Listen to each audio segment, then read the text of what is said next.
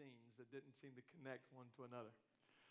And the humor of all those scenes being so random related to a lot of people's lives. That a lot of people don't feel like their lives are on a central storyline. A lot of people feel like their lives are rather random.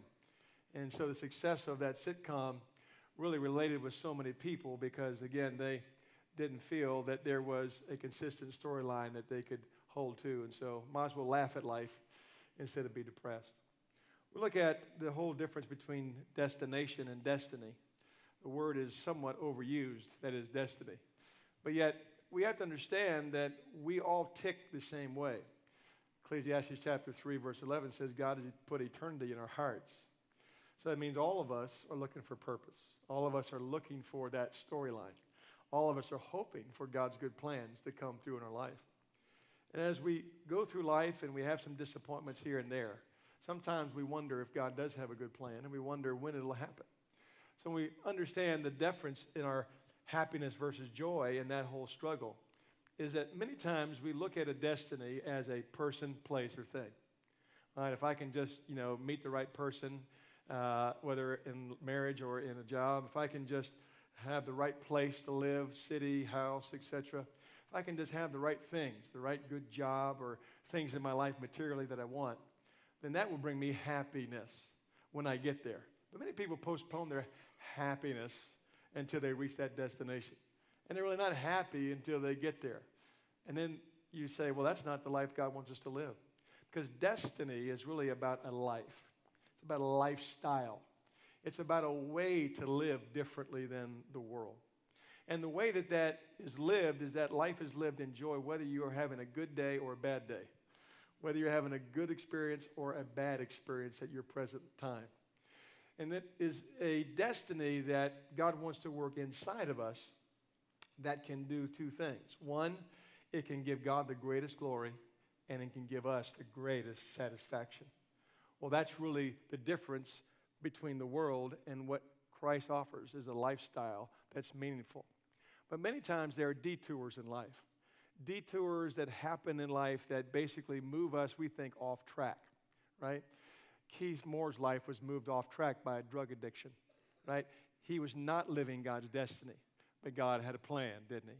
He had a plan, and he had a church, and he had a process by which he would work God's destiny in Keith's life, and you see now the result of it, the key to success. So it is when we look at these things about detours, we know that God will detour your life. And a detour that God did is in Exodus chapter 13, verse 15 and 17, where he reroutes. You ever have that GPS say rerouting? Well, he reroutes his people from the shortest way to get to Israel, the promised land, to a way that would not scare them from trying to get to the promised land. He moved them away from the warlike people so they wouldn't have conflict that would discourage them so they would keep on moving toward the destiny, the life of milk and honey that he had planned.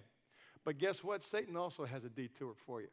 He is also wanting to detour your life. One example of that, there's many in Scripture, is 1 Thessalonians 2:18, where Paul said, I want to come to you, I wanted to be with you, but Satan himself stopped me. He thwarted me. He hindered me. I couldn't make it because of all the diversions and detours he put in my life. Be assured, as much as God has a great destiny, Satan has also a plan to detour you from that destiny. That brings us to our own detours. Sometimes it's not God, sometimes it's not Satan, sometimes it's us. Sometimes we create our own detours, good or bad. This is a bad reference in Jonah chapter 1, verses 1 and 2, where God said, my destiny is for you to go to Nineveh and to do a great work there.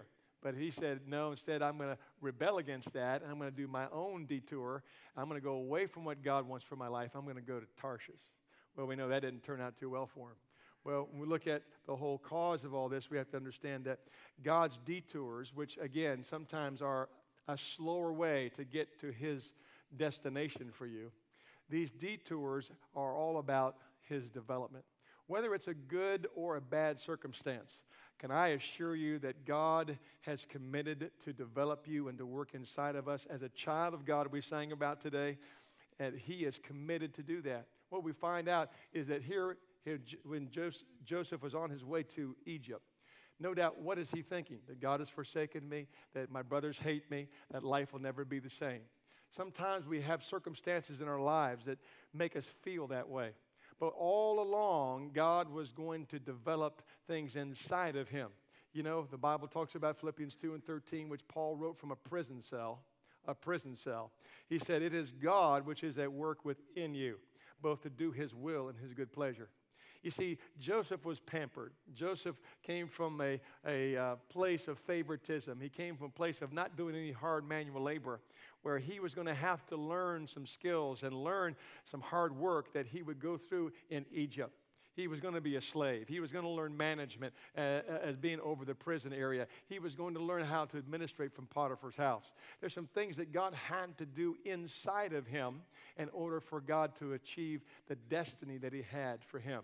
Friend, I tell you, this story is as old as the Bible figures that we read about. You know, it's God who took Abraham, an idolater, but yet through 10 years before he started moving toward the promised land, he had to develop him to be a man of faith. He had to develop the faith in him. So it is, we can see that Moses was an angry guy. In fact, out of anger, he killed the Egyptian